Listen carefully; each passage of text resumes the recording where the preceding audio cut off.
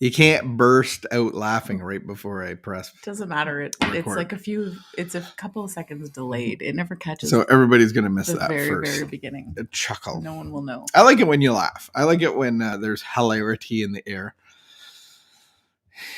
You don't chuckle too much, but when you do, my goodness. Good morning, everybody. What, am I here to entertain you? Oh, what are you trying to replay Goodfellas here? Am I a clown? What am I, a clown? Good morning, everybody. Welcome to our live stream where we are going to talk about concept of the life of recovery, the codependency, the substance abuse, and wherever you fit in. And even if you're not one of us, I think everybody deep down inside has some sort of addiction issue. And basically, when I say that, it's just separation from God, looking for my needs being met from the world around me. I'm not confessing.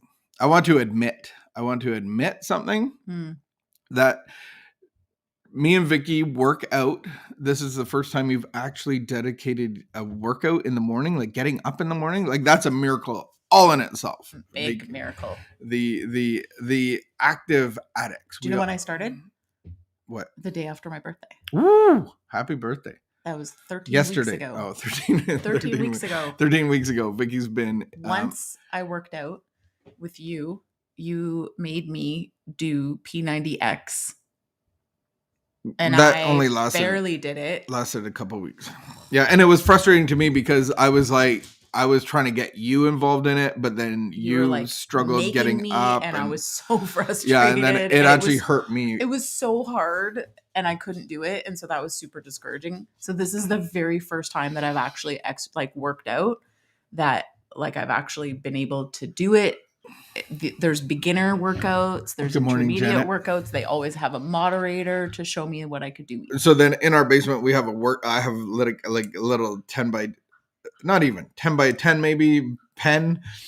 I've used 3 sets with weights, and then you have your in front of the TV. So you do beach body. So I've been working out for a little while. Not that I'm to the age where I just need blood flowing. I'm not trying to make enter a competition. Yeah, I'm not making gains and go I'm just there to get my body moving in the morning and do some light workout. Like I do some, And so the other day I was gonna do legs. So this is Tuesday. Wow, it's Tuesday. No, today's Friday. No, but it was Tuesday that long ago. What's your confession? Here's my, not confession. I'm just saying, this is my statement. So instead of doing my leg exercise, which I've been doing for a few months. Yep. So my legs should be strong. I was like, oh, you're doing legs. I'm going to do beach body legs. And so I started going I started doing well.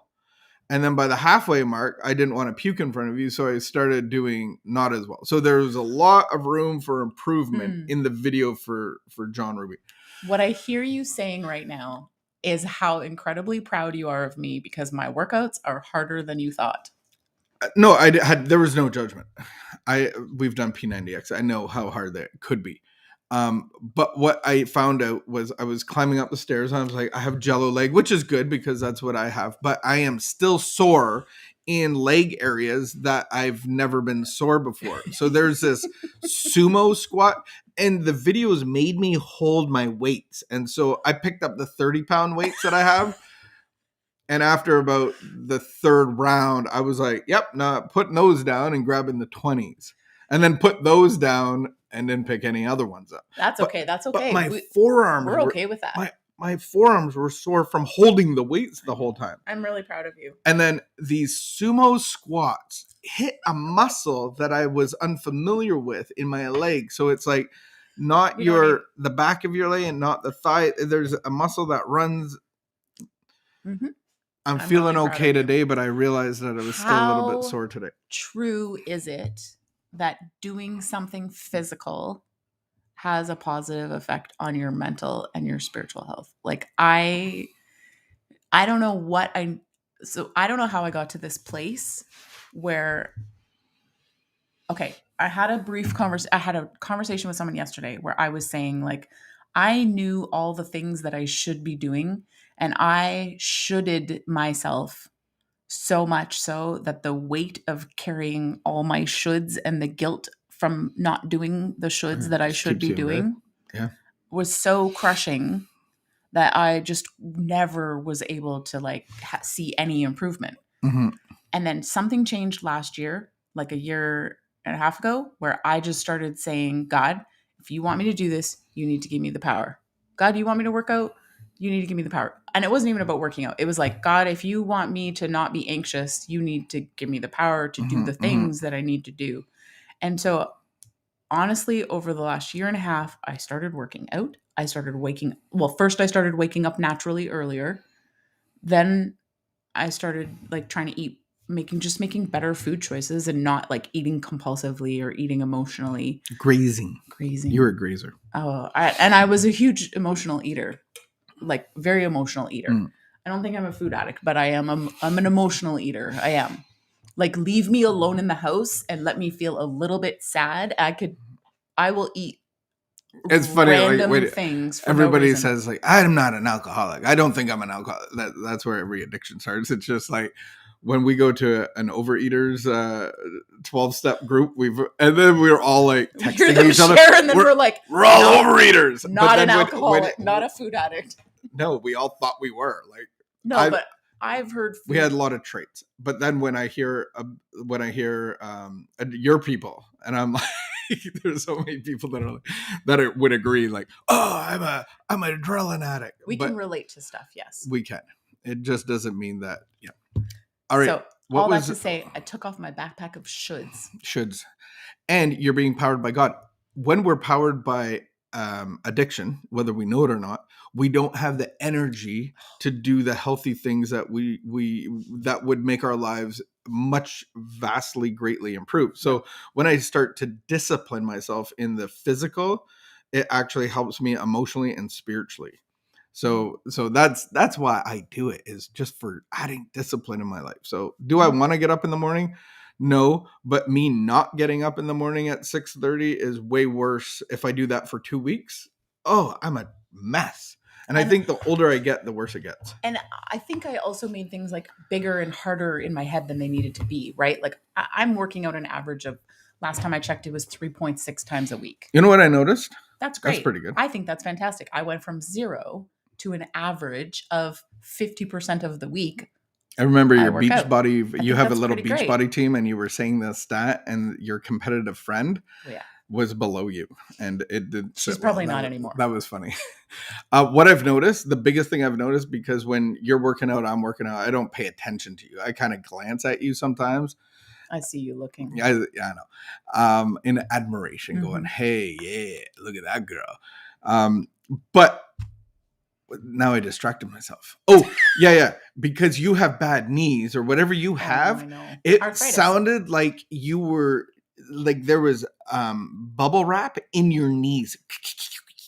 And I'm like, that is the worst sound. But I don't hear that sound anymore. It's getting better. In the last couple of weeks, I don't hear that sound at all. I think it's because I'm strengthening the muscles Strengthening in my thighs. All right, we are going to do a contemplative meditation. There's different types and forms of meditations. This is one where we contemplate an idea, a thought, and here we go.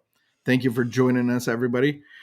Told by a member at Al-Anon, told by a member at an Al-Anon meeting. So this is a person that is telling a story. During my first year of the Al-Anon, so the alcoholics we're simple. We're alcoholics, but then the people that love the alcoholics too much go into the Al-Anon program. Yes. During my first year in Al-Anon, I concentrated on changing my attitude toward the alcoholic. I learned to sidestep quarrels. I controlled my impulse to complain and scold. I worked hard on getting rid of my resentments. As our relationship improved, and he was in AA, I had less reason to feel sorry for myself. I thought I was working the program, but all was not well at home. There was a constant undercurrent of minor irritations. I had gone overboard trying to distract my mind from concentrating on the alcoholic problem. Golf, bowling, bridge, reading, and socializing, and even being on social media and Facebook. I added that. Didn't leave me enough time and thought for my children. My house was never in order. Meals were a bother. I wasn't doing my job. Today's reminder. Suddenly, I awoke to the fact that Al-Anon, or the 12 steps, my relationship with God, asks a lot more of us than just to cope with the problem of alcoholism. I need to apply it to all departments of living and in the order of their importance. I pray to remember to attend to first things first. Totally get it. Yeah. Can't relate to that at all. Can't relate. No. Yeah, it's so easy to like have all the things, whether it's work or trying to tolerate you or all of the important things that I have to do. But what are you talking about? As soon as you got sober, everything was great. Oh my goodness, it was so hard.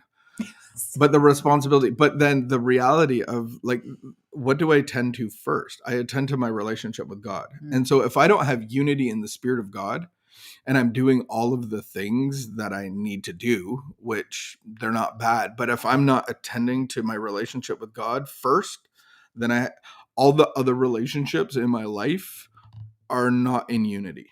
Right. So I have to be in unity with God's Spirit, and that's a spirit of love and comfort and joy and peace and self-control. How do you know if you're not? You see the fruit of the Spirit with that relationship. So I grow in that relationship. So last night I used the example that you gave of a car.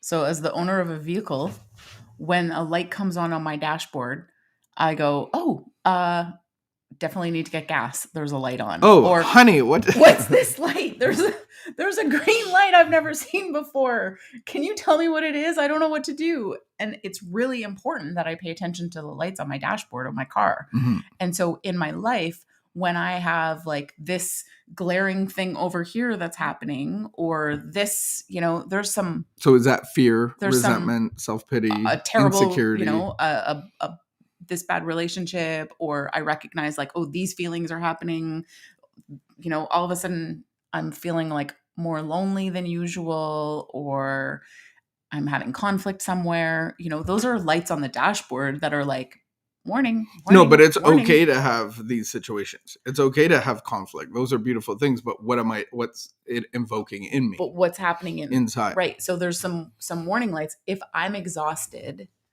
and I'm spiritually disconnected, I'm not going to make good decisions. Mm-hmm. I do not make good decisions. And then you have can't insecurity. Run. Yeah, I can't run on empty. Self-pity. Oh. You have fear, resentment, all of those things. Those are the things that crop up when I'm playing God. I drown in a bath of self-pity. So what's the first thing that we have to do? Get quiet. I gotta get quiet. And get with God. I get quiet. I say, God, I need your power. I do not know how to get out of this bath of self-pity. And so we've understood that self-will running the show is not successful. So I have to be with God to have his will and grow in that. And as I grow in doing the first things first, mm-hmm. of building my relationship with him, being with him, then all of the other things will take care of itself. And the next thing that I have to do reading is for a Friday. Think about something else.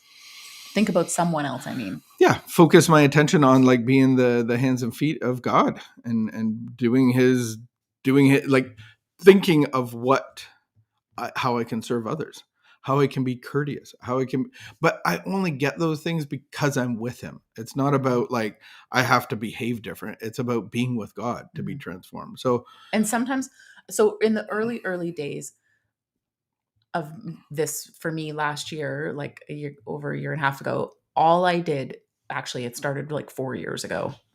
All I did was light a candle and sit in front of that candle in the morning. And like, I was like, I'm supposed to be having quiet time. But all I could muster was just to like sit in front of this candle and stare at this candle and say like, God, I need you. I need something different. Like this, I can't keep going the way that I've been going. Mhm, I mhm. mean, my life was fine, sure, But I then the could, but I program, didn't want to. I just really believed that there was so much more. so then like LifeLab or the 12 steps actually show you what's actually blocking you from that Mhm, candlelight. mhm. So as a, like, because I hear you sometimes your people stumble with dates. What's your sober date? Uh, How do you classify that? I mean, I just As an adrenaline head. yeah, I know. So I just Al-Anon. typically we just start with like when we started working a program seriously. And so for me, mine is January 2020. Woo! Yeah, you're coming up on 2 years in January. Because before that I had a lot of excuses and I didn't really stick with anything, and But it doesn't disqualify your journey. Like you had church stuff, you had I've recovery stuff, you had Life Lab, you had I started recovery inner before you healing did. stuff. Whoa, whoa. I started recovery before you did. I started going to meetings. I started going to meetings before you went to your first rehab. I went to the first meeting first. I remember. I went to a meeting before you ever went to a meeting. I went to AA before you went You to AA, can't and I prove thought those guys, that. they had silver ashtrays at the meeting that I went to in the basement of a church on Appleford Drive. Okay, you for sure went And before me two then. dudes that were sitting behind me needed to talk to me very emphatically and seriously and wanted my phone number. And I'm like, no. okay, fellows, I'm not that kind of guy. Chill out. And I just remember leaving there going like, that's all I remember were the two guys that Do you remember? rushed up to me to like, because they see me as a newcomer and they know, maybe they knew that I was their lifeline. They needed to help me for them to be helped. For them to be helped. Yeah. Do you remember going to church? I remember we were so crazy and things were so awful, and we were like, we need to go to church. And we went to church on a Sunday morning. We went to a church like in like Gloucester somewhere. And then they were like so friendly, and they had these like welcome baskets, and then like they like cornered me in the hallway with the kids because I went to go get the kids from the Sunday school, and then people, all these friendly people were talking to me, and I was like, you don't understand, like my husband came home at 2 a.m, like I can't talk to you people, there's nothing I can tell you, and meanwhile you've dipped and you're waiting in the car and I can't escape The friendly, happy. from the friendly, happy church people. It's a beautiful thing when the Spirit of God is there because it's a spirit of love and it opposes our natural spirits where we're coming in the door going like, what is this? All right. We want to let you go. I think the beginning you've already taken up all the time. I know. Whatever. They're not going to watch anyway. But I think the beginning. Stop doing that. There are people watching. If they don't want to watch, they won't watch. But the ones who want to watch will watch or listen. But I think that the beginning of reaching out in desperation for a lifeline is like really important to remember and to share. Like, yeah, if you're feeling desperate, like just reach out. Just reach out. Like I remember those ways of reaching out that now I think like, oh my goodness. It's scary though. It's scary. Because it's an opposing spirit. Yeah. So where there's the spirit of God, there's a spirit of love and joy and peace and self-control. It's and terrifying when you live in chaos. Yeah. And it's like, oh, all right, guys, thank you for joining us. Have a great weekend. Have a really great weekend. First things first, guys. First things first. Love you. Take care. Keep the peace. Be of good behavior. And we will see you hopefully on the weekend.